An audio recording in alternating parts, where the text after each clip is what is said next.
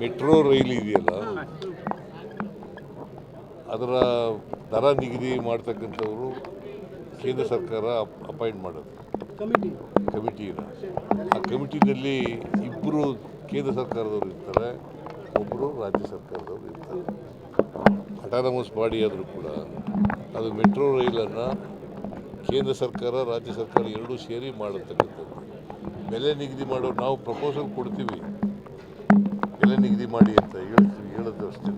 But ಬೆಲೆ ನಿಗದಿ ಮಾಡ್ತಕ್ಕಂಥ ಕಮಿಟಿ ಇದೆಯಲ್ಲ ಅವರು ಮಾಡೋದು, ಅದರ ಚೇರ್ಮನ್ ಅಪಾಯಿಂಟ್ ಮಾಡೋರು ಕೇಂದ್ರ ಸರ್ಕಾರ.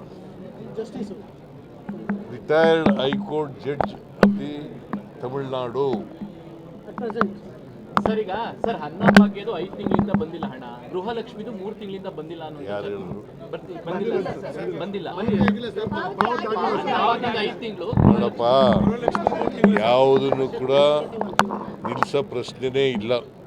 ನಂಬರ್ 1 ಪಾವತಿ ಮಾಡದೆ ಹೋದ್ರೆ ಮಾಡ್ತೀವಿ. ಅಲ್ಲ ಸರ್, ಯಾಕೆ ಲೇಟ್ ಆಗ್ತದೆ? 5 ತಿಂಗಳು 3 ತಿಂಗಳದೆಲ್ಲ ಯಾಕೆ ಆಗ್ತಿದೆ ಅಂತ? 5 ತಿಂಗಳು 3 ತಿಂಗಳು ಪೆಂಡಿಂಗ್ ಇದೆ ಅಂತ. ನನಗೆ ಗೊತ್ತಿಲ್ಲ 3 ತಿಂಗಳಿಂದ ಪೆಂಡಿಂಗ್ ಇರೋದು ಗೊತ್ತಿಲ್ಲ. ಕೂಡಲೇ ಬಿಡುಗಡೆ ಮಾಡಿಸ್ತೀನಿ.